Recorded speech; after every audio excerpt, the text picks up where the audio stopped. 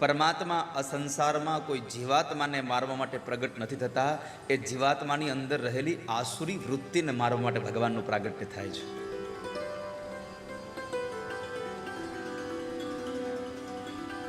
ભગવાન પાસે પ્રાર્થના પણ એ જ હોવી જોઈએ આપણી. अब વિચારો મરે. ભગવાનને પ્રાર્થના ન કરાય હો કે હે ભગવાન મારા દુશ્મનો મારી નાખો. ના, ભગવાનને પ્રેમથી પ્રાર્થના કરો, ઠાકોરજી મારા પ્રત્યેનો જે રાગ અને દ્વેષ છે એ દ્વેષ વૃત્તિનો નાશ કરો, બાકી इंसान तो सब इंसान है.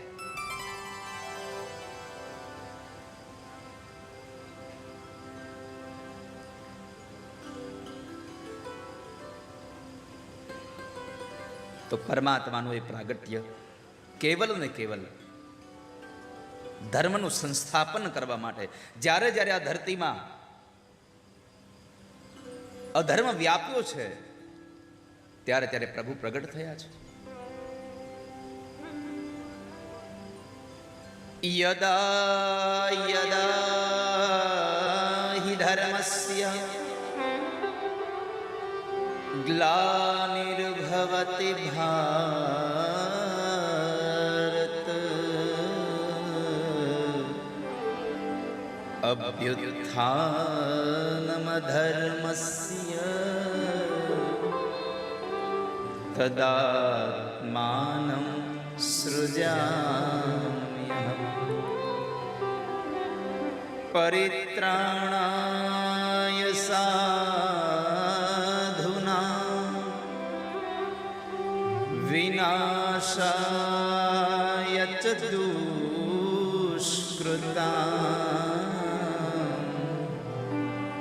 ધર્મ સંસ્થાપનાર્થાય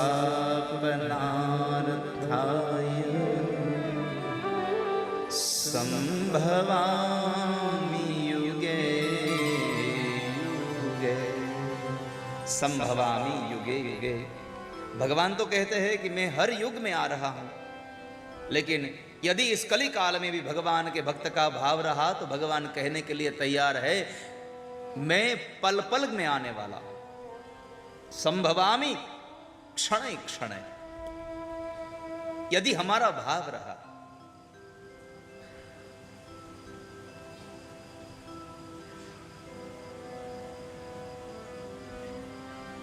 તમારો પ્રભુ પ્રત્યેનો ભાવ હોય તો ભગવાન આવવા માટે તૈયાર છે.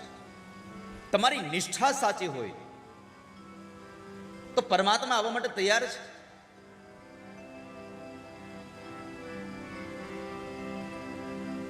મહારાષ્ટ્રમાં પંઢરપુર ગામ છે, પંઢરીનાથ ભગવાન.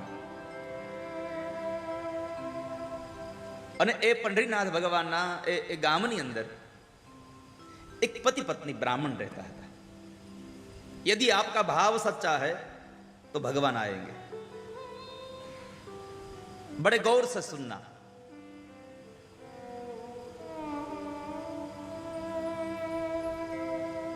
બંને જણા પોતાનું જીવન વ્યતીત કરે.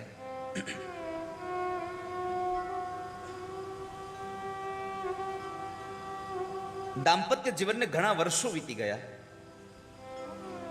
સંતાન નહોતું.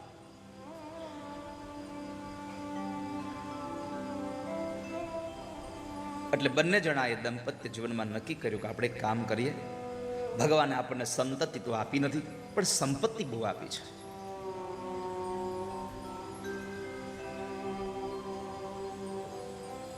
આ સંસારની કરુણા એ છે,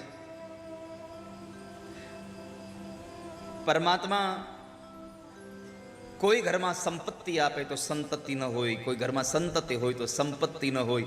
ક્યારેક ક્યારેક કરુણા એ પણ બને છે સંપત્તિ ને સંતતિ બે હોય પણ સંસ્કાર ન હોય.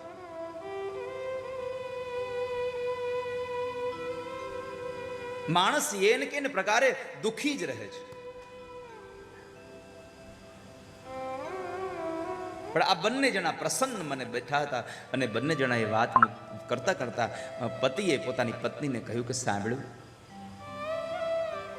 ભગવાને આપણને ભલે સંતતિ નથી આપી, સંપત્તિ બહુ આપી છે, તો મને એવો વિચાર આવે છે કે આપણે મરી જશું પછી આ સંપત્તિનું શું થશે? અને આ માત્ર એ પંઢરપુરના એક બે વ્યક્તિનો વિચાર નથી, આ દુનિયાના તમામ લોકોની ચિંતા છે કે હું મરી જઈશ પછી શું થશે.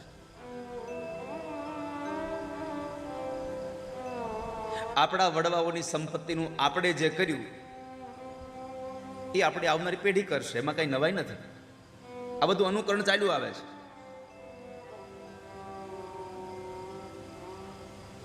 એટલે પત્નીએ સહજતાથી પૂછ્યું કે તમે શું વિચારો છો આ સંપત્તિ માટે? તો કહે છે કે મને એવી ઈચ્છા થાય છે કે આપણે બેઉ જણા એવું કામ કરીએ કે જે પંઢરીનાથ ભગવાનના દર્શન કરવા માટે આવે છે, વિઠ્ઠલનાથ ભગવાનના જે દર્શન કરવા માટે આવે છે, એ બધા ભક્તોને આપણે ભોજન કરાવીએ. તમે રસોઈ બનાવો અને હું બધાને પીરસું જાઉં. ભલે કઈ વાંધો નહીં. ઘરની બહાર એક બોર્ડ લગાવી દીધું કે ભક્તો માટે અહીંયા પ્રસાદ નિઃશુલ્ક આપવામાં આવે છે. ભાવથી પતિ પત્ની બંને જણા વહેલા ઉઠી અને ભગવાનનો પ્રસાદ બનાવે. ભગવાન વિઠ્ઠલનાથને ઠાળ ધરી અને જેટલા યાત્રાળુઓ, જેટલા સંતો આવે, આ બધાને ભાવથી એ ભોજન કરાવે.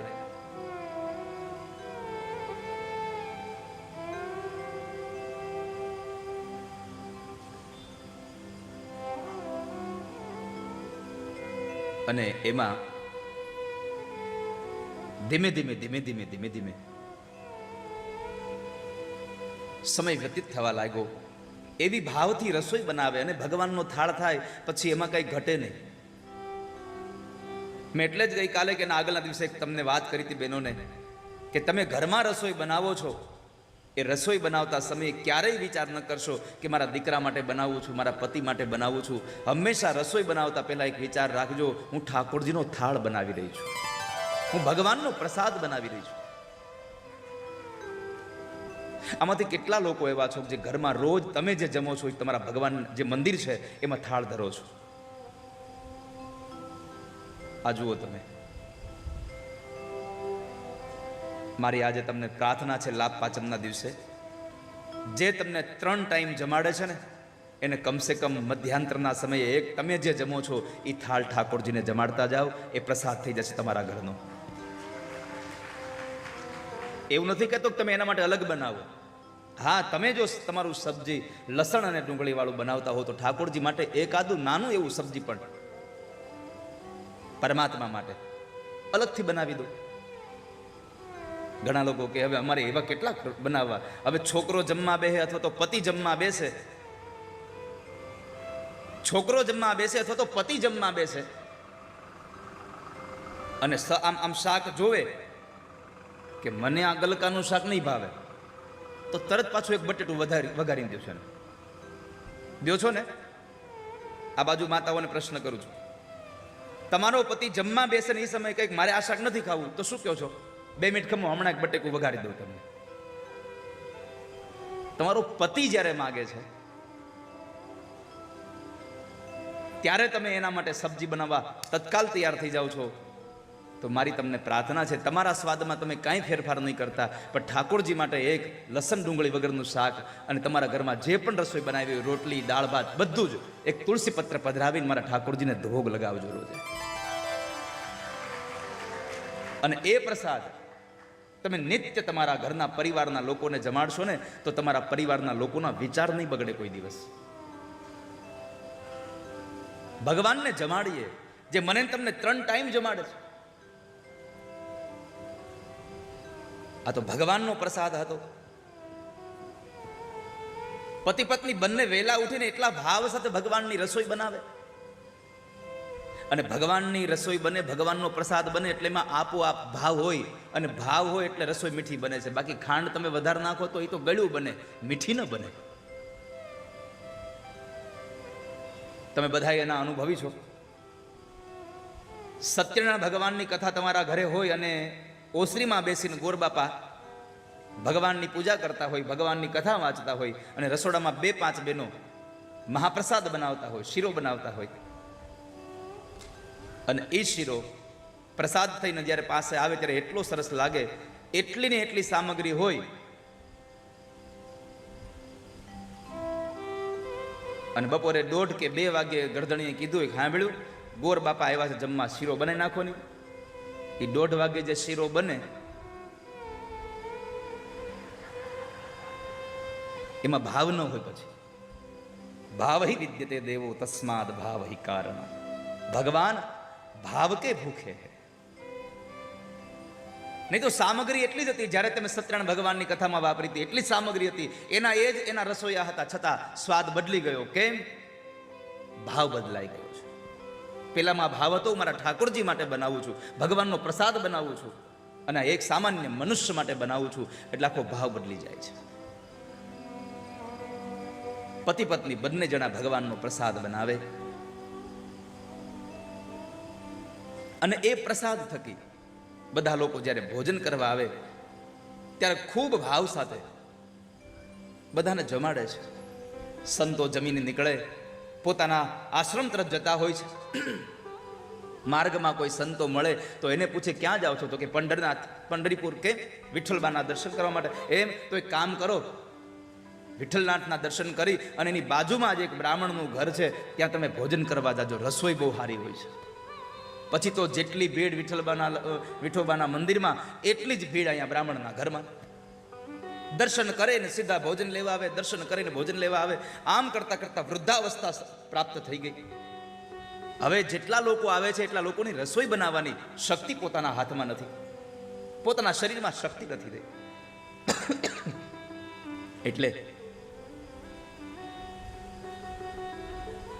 પતિ પત્ની એમ કહે છે કે હવે આપણાથી રસોઈ થતી નથી, આ શરીર હવે કામ કરતું નથી બરાબર, શું કરીશું? પતિએ કહ્યું કે સાંભળ્યું, આપણે એક કામ કરીએ, એક માણસ રાખી લઈએ. કોઈ રસોઈ બનાવવાળો માણસ મળી જાય તો આપણે એને પગાર આપી દેશું, આપણા ઘરમાં એને રહેવા માટે એક રૂમ આપી દેશું. વાત નક્કી કરી એટલે વળી પાછું એક બોર્ડ માર્યું, એક સેવકની જરૂર છે. 2-4 દિવસો થયા, 15-17 વર્ષનો એક દીકરો, જેનું પરિવારમાં કોઈ હતું નહીં, એમણે જોયું એટલે એમને ભૂખ લાગી એટલે જમવા આવ્યો છે.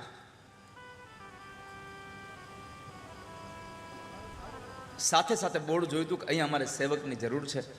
એટલે એમણે પેલા બ્રાહ્મણ પતિ પત્નીને પૂછ્યું કે તમે અહીંયા લખ્યું છે કે તમારે સેવકની જરૂર છે, તો તમે મને રાખશો સેવક તરીકે?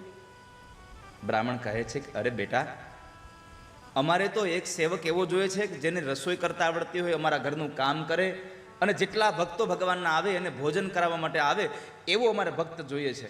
તો કે મને તમારી ત્યાં નોકરી રાખી લો ને. અરે પણ તારી પાસે શું કામ કરાવું, તને શું આવડે છે? અરે તમે જે કોઈ આવડે છે. તને રસોઈ બનાવતા આવડે? અરે હા રસોઈ આવડે છે મને. તું આટલા બધાની રસોઈ એકલો બનાવીશ? અરે હા, એકવાર તમે મને રાખી તો જુઓ.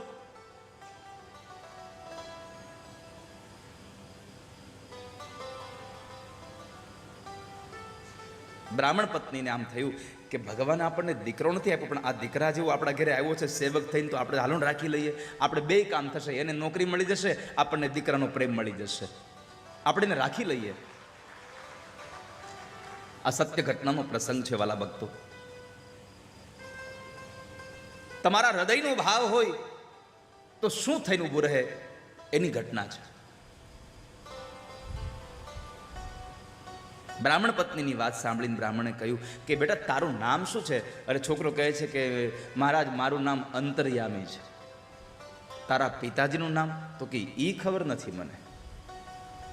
કેમ? તો કે મેં જોયા જ નથી મારા બાપુજીને. તારા બાનું નામ? તો કે એની મને ખબર નથી, કારણ કે મેં કોઈને જોયા જ નથી. હશે કે નહીં, ક્યાં હશે, કોને ખબર છે? પણ તમે મને રાખી લો ને, હું તમારા ઘરનું બધું કામ કરીશ.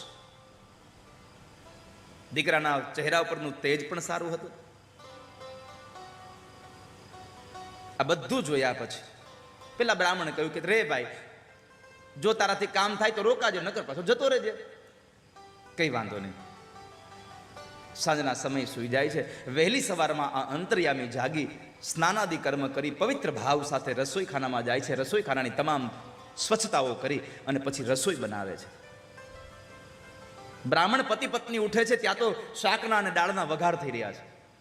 એકલો શાક કાપી નાખે, એકલો શાકને વઘારી નાખે, અને એ સમયે બધી જ રસોઈ બને. એટલો સુંદર સ્વાદ, એ રસોઈનો સ્વાદ, એની સુગંધ આવે. સવારમાં 9:30 વાગે ભોજન શરૂ થઈ જાય. 9:30 વાગ્યામાં જમવાનું શરૂ થઈ જાય. ભક્તો આવીને જમવા બેસે, બધાને પતરાવાળી આપે, બધાને પાત્રો આપે, બધાને પીરસવા જાય. એટલે આ એકલો પીરસતો હતો. એટલે બરાબર આ બ્રાહ્મણને થયું કે લાવ હું મદદ કરાવું. એટલે એક પાત્ર લઈને એ પીરસવા ગયા તો દોડીને આવીને હાથમાં લઈ લીધું. બાપુજી તમે બેસો, હું પીરસી દઈશ, તમે બેસો. બ્રાહ્મણ પત્ની આ દીકરાને આટલું કામ કરતો જોઈ અને આનંદિત થાય છે. પણ શરત એક હતી. અંતર્યામીએ જ્યારે કામ રાખ્યું અને ત્યાં રોકાયો ત્યારે કહ્યું કે પહેલી વાત છે બાપુજી, મારી શરત એક છે કે જેટલા ભક્તો તમારા ઘરે જમવા આવશે એ બધાની રસોઈ હું બનાવીશ, પણ મને જમાડવા માટે રસોઈ માં બનાવશે. મને જમાડવા માટે તમારે 2 રસોઈ બનાવવાની. એટલે પત્ની કીધું કાંઈ વાંધો નહીં, હવે આટલું તું છોકરું કેટલું ખાહે, 2 રોટલી હું કરી દઈશ. પણ અંતર્યામીએ કીધું કે બીજી વાત એ કે હું જેટલું જમું તમારે મને ટોકવાનું નહીં કોઈ દી, આટલું બધું ન જમાય એમ. હા ભાઈ નહીં ટોકીએ, તું ખાજે તને તમારા મારો દીકરો. ત્રીજી વાત અંતર્યામીએ એ કીધી કે હું ગમે તેટલું જમું પણ એ તમારે કોઈને જઈને કહેવાનું નહીં કોઈ દિવસ. આડોશી પાડોશીને કોઈને નહીં કહેવાનું, નહીં કહીએ બેટા. એટલું સુંદર કામ કરે. બપોર થયું, 12:30 1 વાગ્યા, બધાને જમાડી દીધા. પછી અંતર્યામીએ કીધું કે માં બધાએ જમી લીધું, હાલો હવે મને જમાડી. ત્યાં તો માં હોશે કાથરોટની અંદર લોટ બાંધ્યો, શાક વઘાર્યું, 1 વાટકો શાક બનાવ્યું, 2-3 વાટકા દાળ બનાવી. આટલું બધું કામ કર્યું એટલે માને આનંદ થયો ને, તે માએ રોટલી મેં બદલે એણે પૂરી બનાવી કે હાલ તને પૂરી ખવડાવું. માને એમ કે કેટલું ખાશે, થોડો ઘણો લોટ બાંધ્યો તો 5-7-10 પૂરીનો, એ તો ઘડીકમાં ખાઈ ગયો. માં હજી પૂરી લાવો. માએ બીજી વાર લોટ બાંધ્યો, બીજી પૂરી ખાઈ ગઈ બધી. માં હજી થોડીક પૂરી, માએ ત્રીજી વાર લોટ બાંધીને પૂરી ખવડાવી. આમ કરતા કરતા દિવસો વ્યતીત થઈ ગયા. માને રોજ 2-3 વખત લોટ બંધાવડાવ્યા. જેટલા યાત્રિકો આવે એ યાત્રિકોને એકલો જમાડે. યાત્રિકો બધાય થઈને જેટલું ખાય એટલું પાછું એકલો ખાય.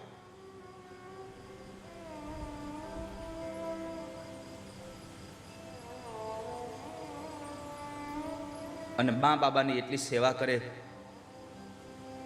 ચરણની સેવા કરે, મા બાબાને મસ્તક દબાવી દે. પતિ પત્ની સૂઈ જાય પછી આ અંતર્યામી સુવા જાય. ખૂબ ભાવથી પણ પોતાના મા બાપને જમાડે. એમાં બરાબર 1-2 મહિના થયા અને પત્ની પડોશમાં બેહવા ગયા. પડોશમાં બેસવા ગયા એટલે પડોશના બહેનો એની હારે બેઠા હતા. એમાં બરાબર વાતમાંથી વાત નીકળી અને પડોશીએ કહ્યું કે બેન, હમણાં તો તારા ઘરમાં કાંઈ ઉજાસ છે ને, અને મારા ભાઈના ગાલ તો જો કેટલા લાલ થઈ ગયા છે, એના મોઢા ઉપર તેજ આવી ગયું. બ્રાહ્મણ પત્ની કહે છે કે હા સાચી વાત છે તમારી, અમારા ઘરમાં પેલો અંતર્યામી આવ્યો છે ને, એ એટલું જમાડે છે ભાવથી ને, એટલે હમણાં એનું શરીર સારું થઈ ગયું છે. પણ બેન, એનું શરીર સારું થઈ ગયું પણ તું કેમ લેવાઈ ગઈ? હાવ ગમે તેટલા એ હારા હોય તો લેવાય જ જાય. બોલો, તું કેમ આટલી હાવ દુબળી પાતળી થઈ ગઈ? તારા મોઢા ઉપર હજી થાક ગયો હોય એવું લાગતું નથી. આવું કીધું એટલે એ બ્રાહ્મણ પત્ની કીધું કે શું કરવું? બધાય ભક્તો આવે ને પેલો છોકરો અમારા ઘરમાં આવ્યો છે, એ કામ કરે, બધાને જમાડે, પણ પાછો એની રસોઈ મારે બનાવવાની. ઓલા બધા જમે એટલું મારે એનું રાંધવાનું 3 ટાઈમ. એમાં ને એમાં થાકી જાઉં છું સાવ. કેટલું જમે છે એ તો. વાત પૂરી થઈ, ઘરે આવે છે. સાંજના ભોજનની તૈયારી કરવાની છે. પતિ પત્ની બંને જણાને થયું કે છોકરો કદાચ બપોરના સૂઈ ગયો હશે, એટલે અવાજ કર્યો, અંતર્યામી, એ બેટા અંતર્યામી. કોઈ જવાબ ના આપ્યો. ઘરમાં બધી જગ્યાએ શોધે છે, ક્યાંય હતો નહીં. એટલે કદાચ પત્ની કીધું કદાચ શાક માર્કેટમાં નથી ગયો ને શાકભાજી લેવા. તો કઈ ના, શાક માર્કેટનું આ બધું શાક તો અહીં પડ્યું છે. બહુ એને શોધે છે પણ ક્યાંય મળતો નથી. કારણ કે અંતર્યામીએ કીધું કે જે દિવસે મારા ભોજનની વાત તમે કોઈને કરશો ત્યારે હું વયો જઈશ, હું નહીં રોકાવ. આજ પત્નીએ ત્યાં જઈને કહ્યું એટલે અંતર્યામી છોકરો નીકળી ગયો. હવે આ બાજુ બધા લોકો જમવા આવે, રસોઈ બને નહીં, કરવું શું? અને એક દીકરા જેવો એક દીકરો મળ્યો હતો એટલે એટલો પ્રેમ પણ બંધાઈ ગયો હતો. પતિ પત્ની બંને દુઃખી થઈ ગયા છે. બંને જણાને થયું કે આજે દીકરાનું સુખ મળ્યું હતું એ પણ જતું રહ્યું.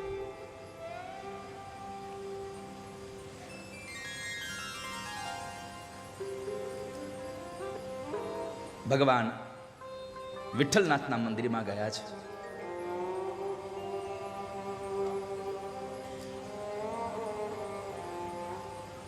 ભગવાનની સામે ઉભા રહીને ભગવાનને પ્રાર્થના કરી, પ્રભુ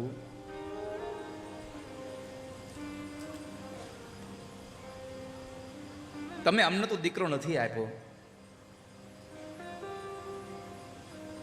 પણ હે નાથ એક દીકરો મળ્યો તો એ પણ વયો ગયો. બંને પતિ પત્ની ભગવાનની સામે ઉભા ઉભા રડી રહ્યા છે. પ્રભુ અમને અમારો દીકરો પાછો આપી દો ને. અમારા ઘરમાં એના વગર હવે અમને ગમતું નથી ક્યાંય.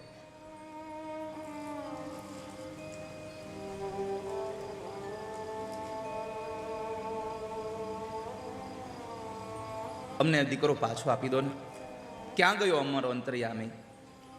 ભગવાન પાસે આંસુડા પાડતા હતા ને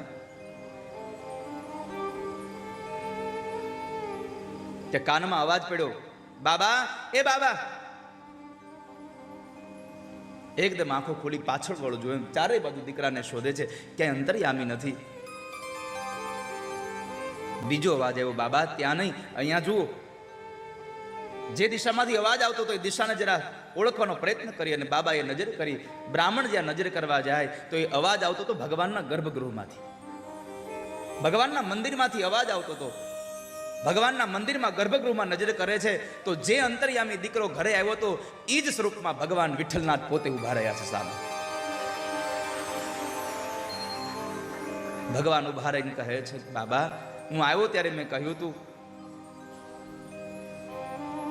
કે મારી વાત કોઈને કરશો નહીં તમે. હું તમારા ઘરે આવ્યો પણ તમે મને રોકી ના શક્યા. વાલા ભક્તો, આ કથા સાથે મારે તમને એટલું કહેવું છે કે તમારો ભાવ જો સાચો હોય ને તો ભગવાન તમારે ત્યાં નોકર બનવા તૈયાર છે. આખી દુનિયાનો માલિક તમારે ત્યાં નોકર બને છે. ભાવ હોવો જોઈએ.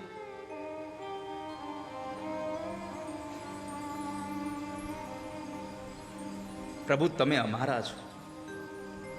માજા વિઠ્ઠલ વિઠ્ઠલ વિઠ્ઠલા, માજા વિઠ્ઠલ પાંડુરંગા, માજા વિઠ્ઠલ વિઠ્ઠલ. મરાઠી ભાષાનું આ પદ છે. માજાનો અર્થ છે મારા. તમે મારા છો પ્રભુ. માજા વિઠ્ઠલ વિઠ્ઠલ વિઠ્ઠલા, માજા વિઠ્ઠલ પાંડુરંગા, માજા વિઠ્ઠલ વિઠ્ઠલ વિઠ્ઠલા,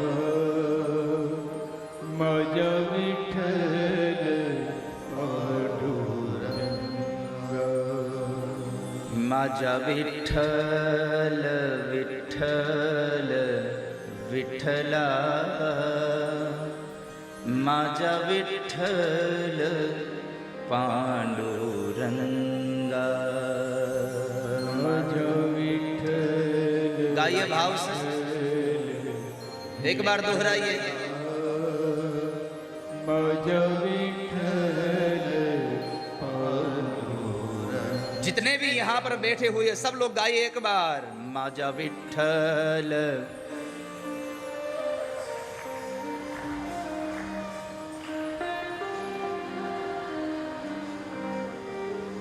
હમણાં તમને વાતો કરવાની છૂટ આપે તો આટલો અવાજ નીકળે? નીતિનભાઈ, હે બોરાળા,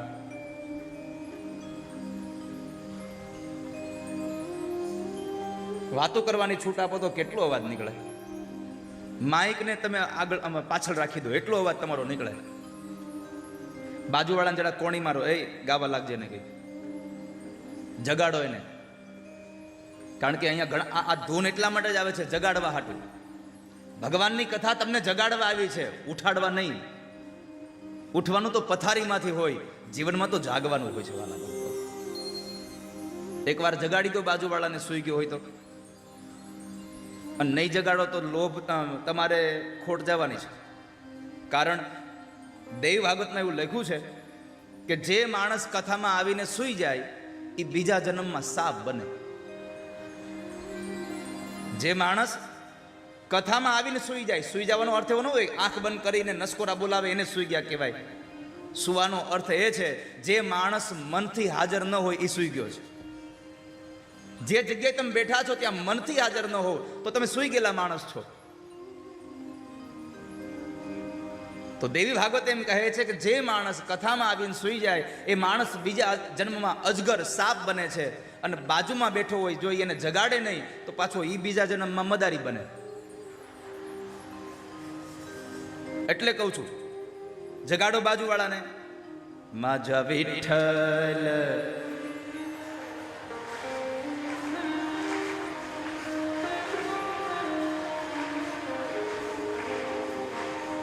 કેટલા લોકોને સાપ બનવું છે? હાથ ઊંચો કરો પેલા. ઉભા તો રહો, ઉભા રહો, ઉભા રહો, ઉભા રહો.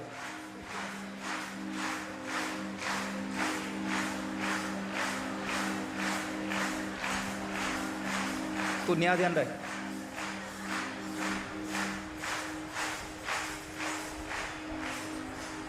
અમારો વારો આવવા દો.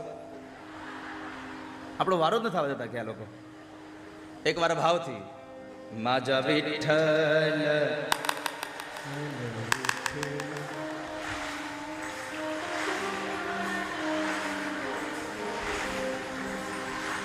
આમાં જેટલા વડીલો બધા બેઠા છો, મારે એક પ્રશ્ન તમને પૂછવો છે કે કેટલા લોકોએ બસમાં મુસાફરી કરી છે? બેનો નહીં, હું ભાઈઓ બોલું તો તમે ભાઈઓ કેટલા લોકો બસમાં બેઠા છો? હાથ ઊંચો કરો જરા. બરાબર. કેટલા લોકોને એવો અનુભવ થયો છે કે તમે તમારા સ્ટેશનથી બેસો ને જ્યાં ઉતરવું છે એની પહેલા એકવાર બસ બંધ પડી ગઈ હોય, પછી ચાલુ જ ન થતી હોય કોઈ રીતે, ગમે તેટલા બેટરીના ઓલા સેલ્ફ લગાડ્યા કરે, પછી બેટરી ઉતરી જાય, પછી શું થાય? બોલો, પછી શું થાય? ધક્કો મારવાનો વારો આવે. અંદર કંડક્ટર હોય એ શું, અથવા તો ડ્રાઈવર શું કે યાદ છે કોઈને? શું કે 2-5 ભાઈઓ નીચે ઉતરો, બસને ધક્કો મારો. કોઈ દી કીધું બેનો ધક્કો મારો ઉતરે? તો આપણે ધક્કો મારવાના કામમાં આવશું ખાલી? આપણે ધક્કો મારવાના કામમાં આવશું ખાલી? એકવાર ભજન કરી લો, કદાચ ઠાકોરજી ધક્કો મારી દેશે, સીધો એના ધામમાં પહોંચાડી દેશે. એકવાર ભાવથી માજા વિઠ્ઠલ.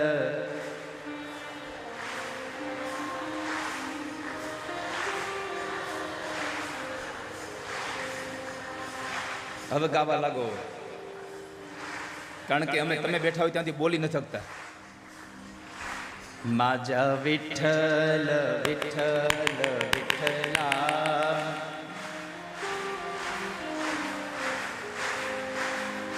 માજા વિઠ્ઠલ.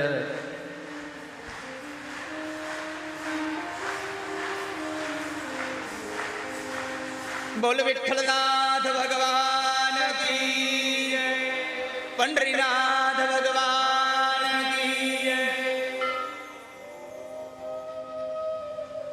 સુખદેવજી મહારાજ ગંગાના ઘાટ ઉપર દિવ્ય સંવાદને સંભળાવે છે કે રાજા, તમારા અંતરનો ભાવ હોય તો ભગવાન આવે છે.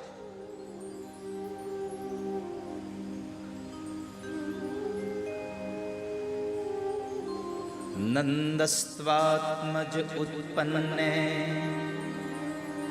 જાતા હલાદ મહામના, આહૂય વિપ્રાન વેદજ્ઞાન સ્નાતઃ શુચિરલંકૃતઃ. આહુય વિપ્રાન વેદ જ્ઞાન. નંદ બાબાના ઘરે જ્યારે ભગવાનનું પ્રાગટ્ય થયું, જીવનો જન્મ થાય છે અને ભગવાનનું પ્રાગટ્ય થાય છે. પોતાના પ્રારબ્ધને ભોગવવા માટે જીવ આ સંસારમાં જન્મીને આવે છે અને પ્રભુ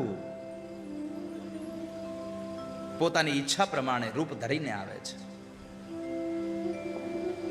રામચરિત માનસ કહે, નિજ ઈચ્છા નિર્મિત તનુ માયા ગુણ ગોપાર. ભગવાન તો એની ઈચ્છાથી જેવા રૂપ લઈને આવવું હોય એવા રૂપ લઈને આવે છે.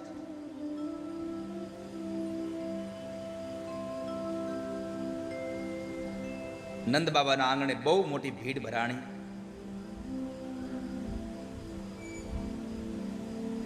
બહુ બધા બ્રાહ્મણો આવ્યા છે જેને સંતાન ગોપાલના પાઠ કર્યા હતા. નંદ બાબાના ઘરે દીકરો થાય એના માટે બધાને નંદ બાબા ખૂબ દાન આપે છે. ભાગવતજીમાં લખ્યું છે, નંદ બાબાએ પોતાના દીકરાના જન્મોત્સવ ઉત્સવમાં બ્રાહ્મણોને 2 લાખ ગાયો દાનમાં આપી છે. 2 લાખ ગાયોને દાનમાં આપી છે. અને એ પણ ગાય પેલી નહીં કે દૂધ દેતી બંધ થઈ ગઈ છે એટલે દાનમાં આપી દો. સારામાં સારી ગાયો દાનમાં આપી છે. અને મારે પ્રાર્થના પણ એ કરવી છે, ભલે તમે દાન દેવાની તમને ઈચ્છા થાય, સમાજને સારું લાગે એના માટે બહુ બધું મોટું દાન, પણ લાંબો સમય ચાલે નહીં એવું ન આપવું. ભલે થોડો સમય ચાલે પણ સારામાં સારું દાન. થોડું આપવું પણ સારું આપવું. જે પણ દેવું છે ને દાન, એ સારું દાન દઈએ. જેને દાન આપ્યું છે એ માણસ પોતે હૃદયના ભાવ સાથે આનંદિત બનીને એનો ઉપયોગ કરી શકે એવી વસ્તુ દાનમાં દેવી. ભલે ઓછી આપવી પણ સારામાં સારી દેવી, જેથી કરી અને એ જ્યારે એનો ઉપયોગ કરશે ત્યારે અંતરમાંથી આશીર્વાદ નીકળશે કે અમને જેને આપ્યું એનું ભગવાન સારું કરે. જે દેવું છે એ સારું દેવું. નંદ બાબાએ બધું જ આપ્યું છે. ભાગવતજીમાં લખ્યું છે કે નંદ બાબાએ પર્વત જેવડા અનાજના ઢગલાઓ કરી એની અંદર સોનામોર નાખી અને બ્રાહ્મણોને દાનમાં આપ્યા છે.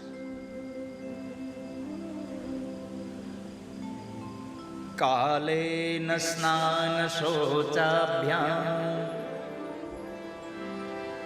સંસ્કારૈસ્તપસે જયા શુદ્ધ્યન્તિ દાનૈ સંતુષ્ટયા દ્રવ્યાણ્યાત્માત્મવિદ્યયા. સ્નાનથી પવિત્ર બન્યા છે, બધાને દાન આપ્યા છે, બીજાને આનંદ કરાવ્યો. અને નંદનો અર્થ જે છે, જે બીજાને આનંદ આપે એ નંદ છે. નંદસ્તુ આત્મજ, આત્મજે ઉત્પન્ન. નંદ બાબાના ઘરે દીકરો થયો અને એનો હરખ આખાય ગોકુળને હતો કે નંદ બાબાના ઘરે દીકરો થયો, નંદ બાબાના ઘરે દીકરો થયો. સુત માગધો આવી, બંદીજનો આવી અને પાઠ કરતા હતા. આખાય ગોકુળમાં બસ નંદ બાબાના છોકરાના વખાણ થઈ રહ્યા હતા.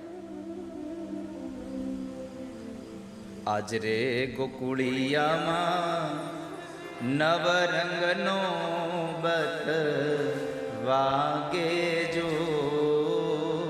આજ રે ગોકુળિયામાં નવરંગનો બત વાગે જો. આજ રે ગોકુળિયામાં નવરંગનો બત વાગે જો.